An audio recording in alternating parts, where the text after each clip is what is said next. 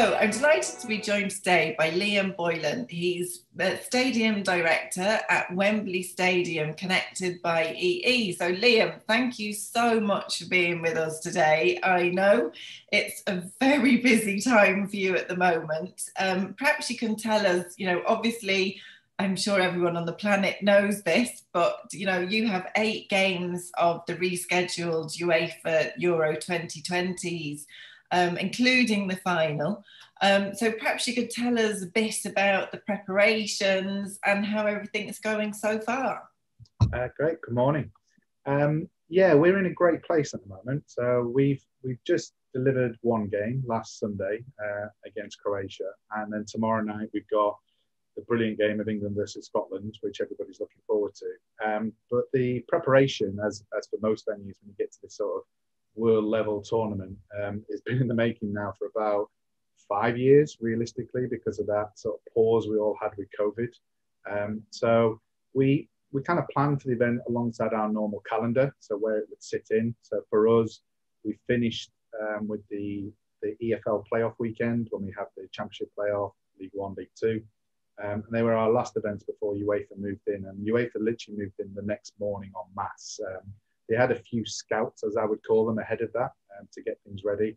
And the overlay is different. They bring in so much stuff from a huge broadcast compound outside of the stadium, a cable run that I think you can see from the moon. It's that big.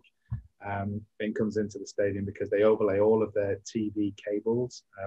UEFA don't really want to rely on venue cables because in the past they've had problems, so they bring in all their own.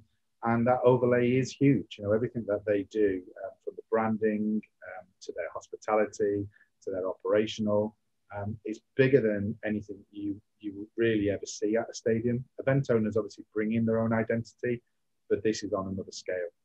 And the stadium looks amazing. It's in that sort of UEFA livery, but it looks stunning, and it gives straight away to the teams, our teams, a boost because they suddenly realise they're in the middle of this big tournament.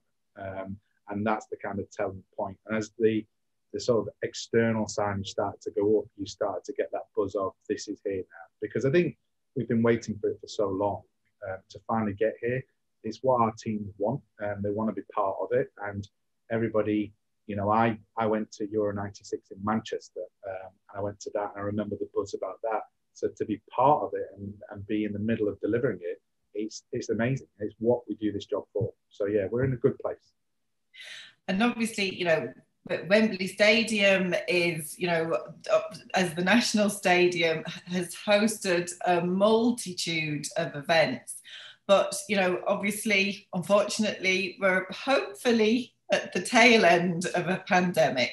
So, how has that affected all the organisation and preparation work? And, what did the restrictions meant in terms of how you actually deliver this? So it was, it's more difficult delivering an event with the sort of the 10,000, the 22,000 than it is doing 90,000, because 90,000, you have historical data, you have muscle memory of what to do in those circumstances. You've switched everything on, so you kind of know that it's an easy checklist to go through. When you add in the COVID overlay, as much as probably everybody witnesses, whether they're going into supermarkets or they're going anywhere in society, of what that overlay's like, is getting that journey right for people who are paying a lot of money to come for escapism. And they're in a world of COVID, they're in a world of restrictions, and we have to have those restrictions, but you need to make it as simple as possible for people. So you're constantly walking that journey, and you're looking at the sort of the sofa to sofa journey. You're thinking about what's their transport going to be like, because again, more people want to come in their own cars now because that's how they feel safer. But we're a public transport venue, so we have to make sure that we trust the system outside, and we give them enough information to make sure they understand what they're doing. And then whether it's the vaccination checks, whether it's the lateral flow checks, getting that information out to people. Now, people buy into that really, really well. The lateral flow checks, right from the first sort of parts we had in the event research program, it was nigh on 99% compliance. They understood what they had to do, and because of the at-home testing and things like that, or even going to a centre testing, They got it, they understood it.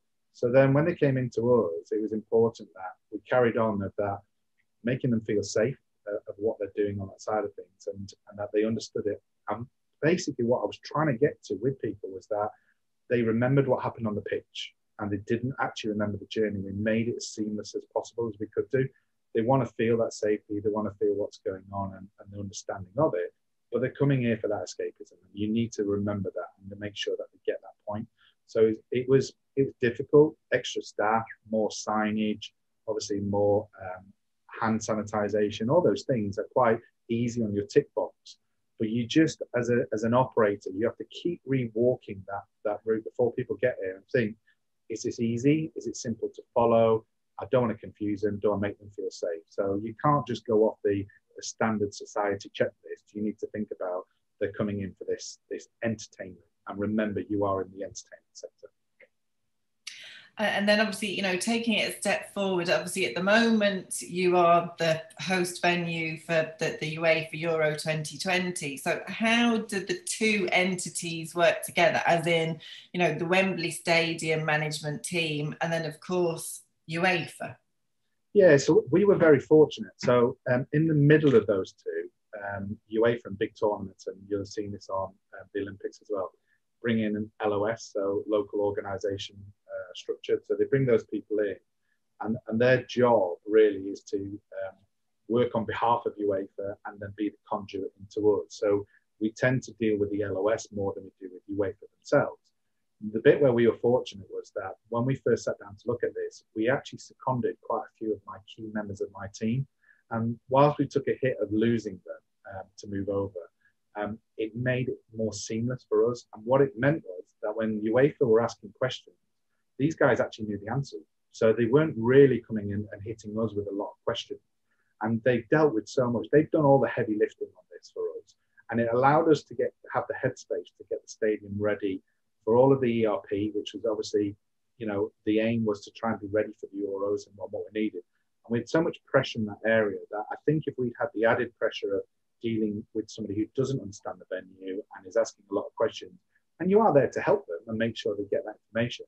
But this LOS in the middle, we had key people, Chris Bryan, who's the head of, again, worked with us, Andy Carter and Darren Booth and Charlotte Gray and Susan Cooper. Those people are all from our stadium. They're all from our stadium. They all have senior roles. And what they do is they understand with that, and like I said, do that heavy lifting. But then when they're putting the message back to us, they're talking in our language. And so when they're doing briefings to our staff believe everything they're saying, understand what they're saying. It's the same terminology. And it is difficult for UEFA because they've had, it was 12 countries, now 11 countries. And they're trying to keep the same message and the same delivery across all. And it can't possibly do everything the same. So somebody has to tweak in between. And rather than us rebelling against something that'll never work, we didn't have that because of that LOS in the middle. So it's been a brilliant team. And it felt like that on the delivery on Sunday.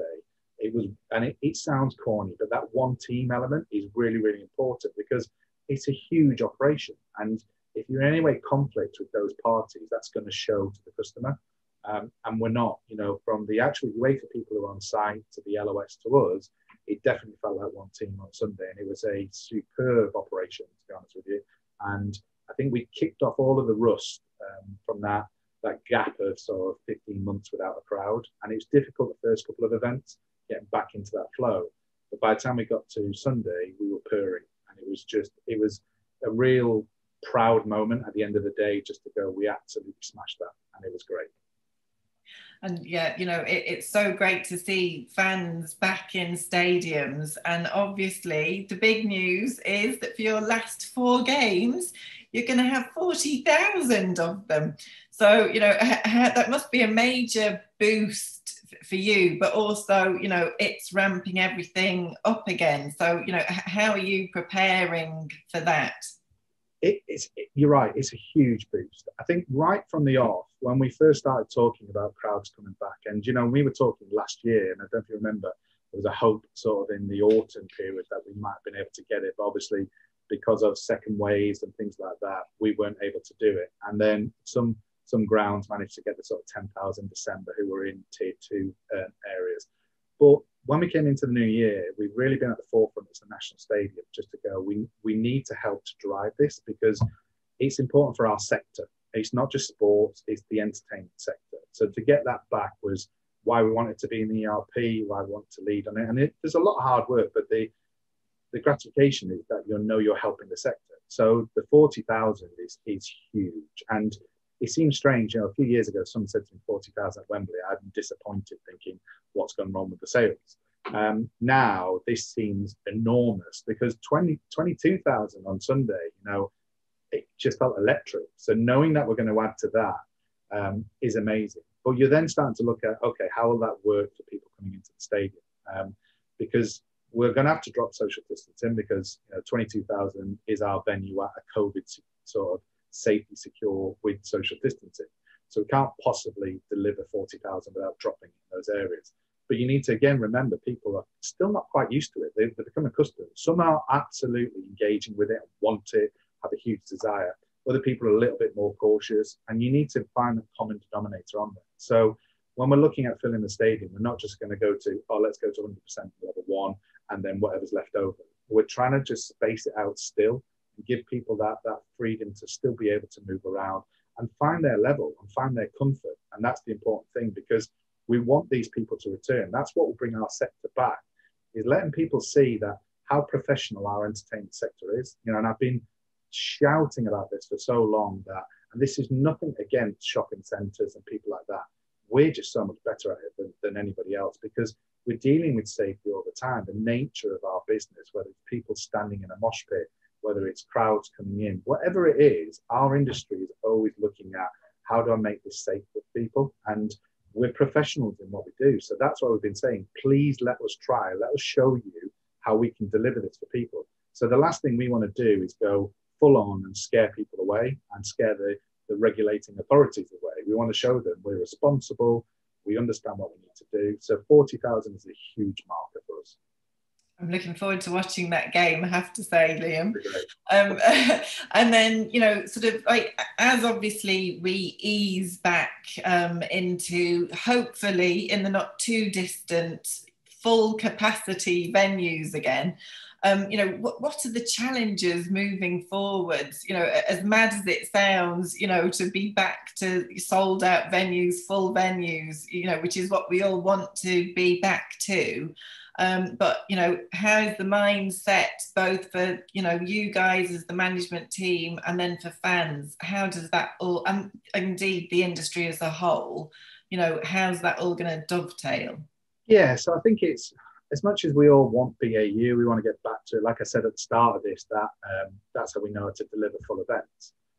You now need to understand what does that mean to, like you said, to the sector. I think the sector is quickly discovering that our transient staff that we had, so our sort of stewarding, the people who are on like London Living Wage element, they're coming in at minimum wage. Those people struggle because in the pandemic, as much as you could furlough staff, the transient base weren't really getting furloughed. Like we furloughed all of our sort of supervisory and above, and we furloughed all of those guys, and that allowed us that sort of management level expertise to come back. And it's great, and they did. They all came back, and that gave us all of that reassurance. The problem is below that is in the steward, the transient. Those people went off to work for supermarkets, Amazon, whoever it was. And I think a lot of them have stayed there because, they found security there. So the sector will suddenly find out that the stewarding companies and the sort of the people who are coming in at that level, whether it's crews and all that bit, they may be struggling to get those same people back. So there are a lot of new staff, and we identified that. The numbers, we're getting the numbers, but there are just so many newbies, and you've got to think about that. And that's a lot of pressure on your supervisors and your managers because they're going to have to work hard to get these people trained up and get back to, as I said, that muscle memory and get back to that sort of reflex of how to deliver it. And I think the sector will find that difficult, and especially when we all come back online and we're all competing against each other, we're fishing from the same pond for staff, you'll then suddenly find that you're thinking of booking staff will become, it's always a priority, but you're going to be a little concerned to go, have I got them? And that will be the unknown for all of us when we all come back online. So having test events, you're ahead of the curve and you're getting first sort of dibs at it to get these people in. But when I'm suddenly up against Tottenham, Twickenham, London Stadium, and we've all got, it's a red flag day where we've all got an event on the same day. There'll be the challenges. But I think for the customers coming back, you've got to try and think back to post events after sort of terrorist atrocities, of how do you encourage people still to come back, because people are concerned about going to a mass gathering. And what people did was they looked at their security levels, they looked at what their layers look like. And we work on 3 S's, and I think a lot of venues do, and you're looking at the safety, security and service. Now, you can't separate the 3. They're absolutely dovetailed into each other. And what our customers are looking for now, what they see as service, the post-terrorist atrocities, was security, and that's safety. You know, what are you doing that's different in your layers? So, for instance, we now have mag arches at all of our entrances. So you're looking at the type of the Martin's Law thing. Now you've got to think about that with COVID. So whilst there won't be social distancing and there won't be maybe in the future a requirement for mask wearing, they're still going to look at you and go, what are you doing that's different? So your hand sanitization, because I think, you know, it's more now in our culture now to look after ourselves on those side. People will still want to wear face coverings and all that side. So you need to look at yourself and don't just think, okay, it's been dropped by Boris and we can just go back to normal. You can't. You need to remember again what I said earlier about that journey for the customer, and it's that mental journey of what it's going to be like. So the same way we dealt with the post-atrocities on that side, we have to think similar when it comes to this. Of what it cannot be the same as it was back in pre-COVID. It just can't. There just has to be little touches there, little elements of your communication, of what physicality of what you've got, and just how you're dealing with people. And like I said, reassure them and give them that escapism. And that is the absolute primary goal for us, is to give them that moment so you inspire a memory, and it's a good memory when they go away. So yeah, this isn't a quickly get back to normal. You've just got to engage with all those elements. Well, we can't wait to see the next game, and thank you so much. And we'll be keeping eyes trained for when you have the 40,000 back as well. So thank you so much for your time, Liam, and we'll hopefully see you soon. My absolute pleasure. Speak to you soon. Thanks, Katie.